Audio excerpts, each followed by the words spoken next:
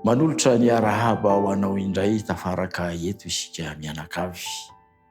Anonona tolombavaka indray isika ho an'ny Abikaila izay manana alahelo satria nodimandry ilay niarahana, ilay nikolokolo, ilay kitapo nifonosana. Hivavaka ho azy isika, tsy ho azy irery anefa satria fantatra eo amin'ity fiainana ity fa maro ny olona mandalo izany toe-javatra izany. Koa handeha isika ametraka ireo rehetra niarana izany vona izany eo ambany elatr'Andriamanitra amin'ny alalan'izao vavaka izao. Hivavaka isika to. Tompo Andriamanitra io, manantona anao izay amin'izao fotoana sy ora izao. Manantona satria ianao no miantso sy miteny fa antsoy aho amin'ny andro fahoriana dia hamaly ianao. Ankehitriny manana ireo zanaka, havana, fianakaviana izay nanana alahelo satria tafasaraka amin'ireny izay kitapo nifonosana.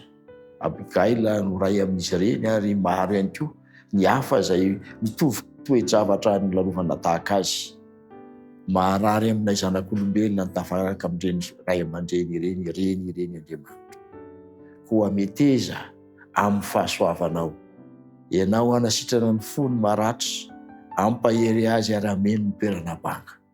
Fantatra fa eto amin'ity tany fandalovana ity dia tsy misy tanana na fo na feo mety hasoely ny feon'ireny, kanefa raha eo ianao dia afaka mandreny feo mandrakariva avy aminao izy. Ka izany feonao izany no ampahery azy, ary izany teninao izany no ampitraka azy. Tsy ho azy irery fa ho an'ireo rehetra nandalo izany fanandramana mangidy izany. Ho meteza amin'ny anaran'i Jesosy Kristy, hikasika azy rehetra ianao ary ampahery azy rehetra, ampionona azy ireo ary ampitonga azy ireo hijoro satria manana anao.